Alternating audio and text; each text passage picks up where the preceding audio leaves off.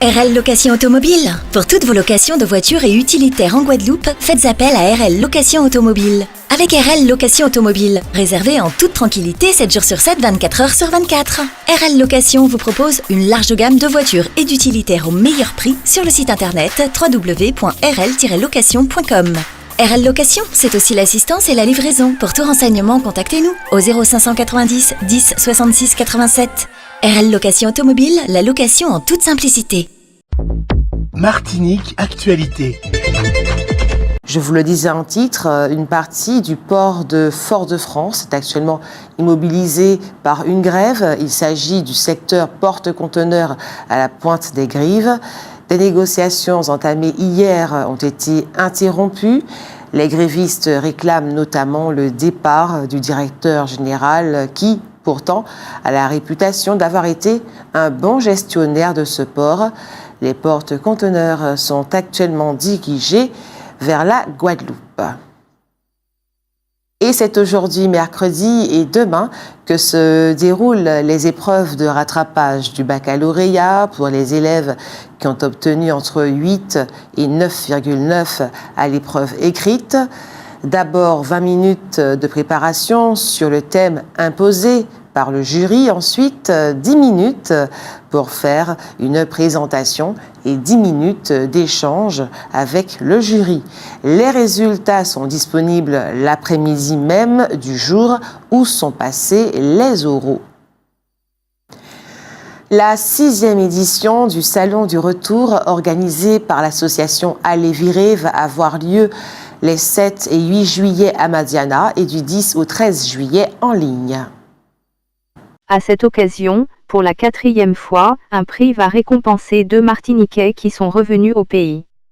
9 candidats sont en lice, Stéphie Naudin et Jennifer Losange, cofondatrices de Pour Bien-être Timoun, Bruno Sainte-Rose, ingénieur au sein de l'organisation, de Océan Clean-up, et Laura Cadas, fondatrice du Mediapan caribéen, United States of the Caribbean, Grégory Wana, fondateur de Yécri, la boxe Pays des enfants, Antoine Herry, Charles-Alfred et Mascha Viersac, cofondateur de La Pâtisserie Herry, Roxane de Growway et Johan Cabanet, cofondateur de Zachary Brunch and Coffee.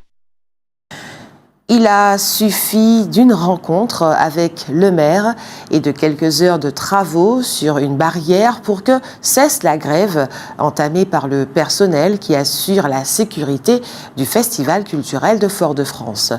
Mais il avait dû, pour obtenir cela, se mettre en grève. Le Festival culturel de la ville de Fort-de-France va donc se dérouler tout à fait normalement. Le gouvernement estime que depuis le 1er juillet, l'épidémie de Covid n'existe plus, même si la maladie est toujours surveillée. En Martinique, il y a un seul cas sévère qui nécessite une hospitalisation. Le saviez-vous, en Martinique, 50% des établissements scolaires sont en éducation prioritaire. Cela signifie qu'il accueille des élèves qui sont en grande difficulté sur le plan social. Ils ont pour cela des moyens spécifiques. Mais, de surcroît, il existe également des établissements scolaires qui ne sont pas classés comme étant en éducation prioritaire mais qui accueillent cependant nombre d'élèves en grande difficulté sur le plan social et scolaire. C'est pour leur donner les moyens nécessaires que la rectrice a signé au début de la semaine 4 contrats locaux d'accompagnement avec un ensemble d'établissements scolaires. Et c'est demain, jeudi 6 juillet, que va se réunir la commission interministérielle des Outre-mer, SIOM, présidée par la première ministre elle-même. C'est l'occasion pour les Outre-mer de porter au plus haut niveau de l'exécutif toutes leurs revendications et toutes leurs propositions. On le sait, le président du conseil exécutif de la collectivité territoriale de Martinique attend beaucoup de cette commission. Le 29 juin, grâce aux renseignements fournis par une structure internationale de lutte contre le trafic de drogue et avec l'aide de l'avion de patrouille maritime du service garde-côte de la douane, Le patrouilleur anti-Guyane, la Combattante, a intercepté un voilier à environ 200 km au sud-ouest de la Martinique. Il transportait 1700 kg de cannabis et 2 kg de cocaïne. Les 5 hommes d'équipage, le voilier et les stupéfiants ont été remis à l'OFAST Caraïbes. C'est la 4e saisie de l'année 2023. Elle porte le bilan à 4,7 tonnes de produits stupéfiants saisis ou rejetés en mer. Une analyse révèle la présence de substances préoccupantes dans les cheveux de 26 sénateurs et sénatrices français. Parmi les polluants détectés, on trouve du mercure, des pesticides, des plastifiants et même des terres rares, des métaux utilisés dans les appareils technologiques. Les résultats de cette étude ont été publiés le 27 juin. L'analyse effectuée a montré que 93% des sénateurs testés présentaient des concentrations de terres rares plus élevées que la population générale. Ces métaux sont couramment utilisés dans la fabrication de smartphones, d'ordinateurs portables et de batteries de voitures électriques. Les sénateurs sont régulièrement exposés à ces métaux en raison de leur utilisation intensive des outils de communication. Tous les sénateurs testés ont présenté des traces de mercure, un métal lourd que l'on retrouve dans les amalgames dentaires et certains poissons. Des résidus de pesticides ont également été détectés chez l'ensemble des élus. 45 produits différents tels que des herbicides, des fongicides et des insecticides ont été identifiés, dont un pesticide interdit en Europe depuis 2008, le carbofuran. De plus, 69% des sénateurs ont montré la présence d'un plastifiant utilisé pour rendre les plastiques plus souples. La sénatrice Angèle Préville, qui a initié cette étude, souligne qu'il s'agit d'une alerte. Selon elle, si ces substances sont présentes dans leurs cheveux, cela signifie qu'ils sont contaminés. Cependant, les résultats de l'analyse, excepté pour les terres rares, sont cohérents avec ce que l'on observe généralement dans la population.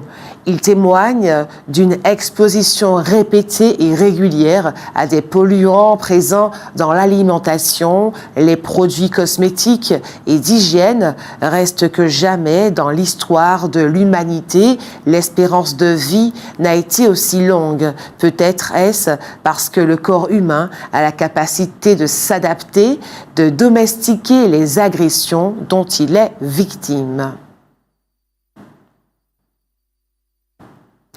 81,1%, c'est le taux de réussite au bac cette année. C'est 2 points de plus que l'an dernier. Le taux est de 88,8% pour le bac général.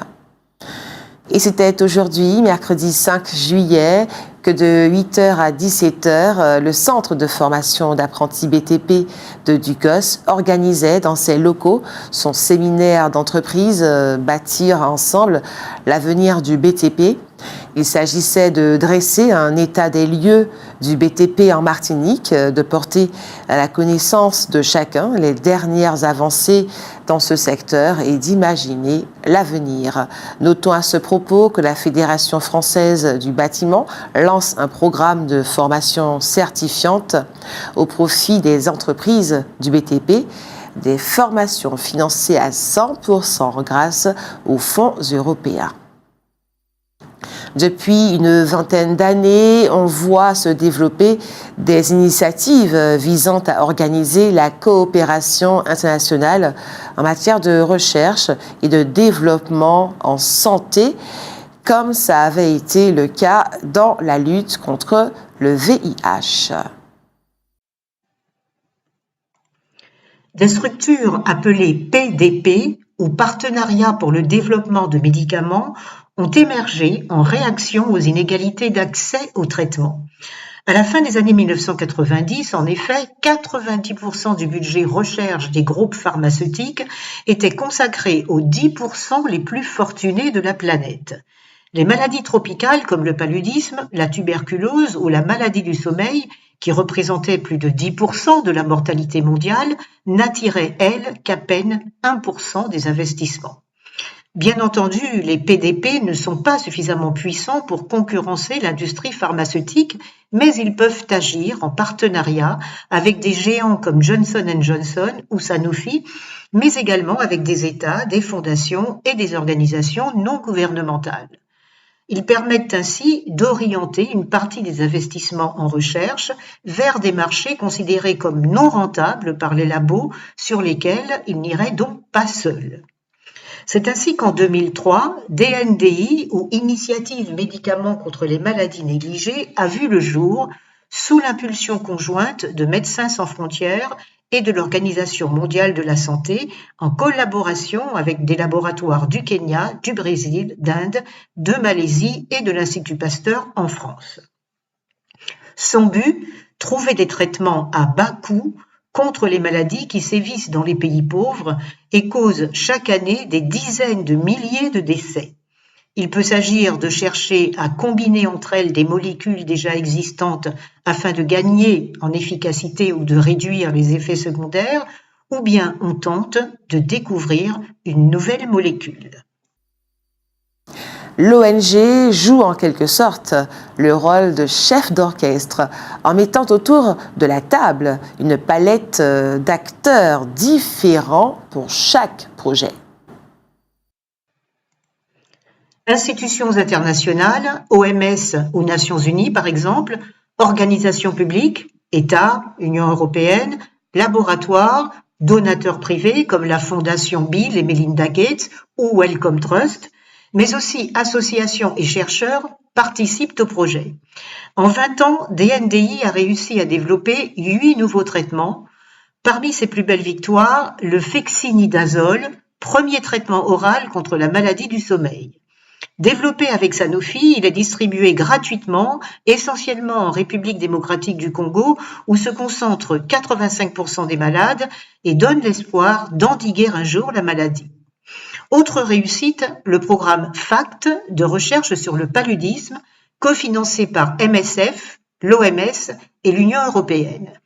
DNDi a exigé que le traitement soit vendu moins d'$1 et qu'il ne puisse pas être breveté.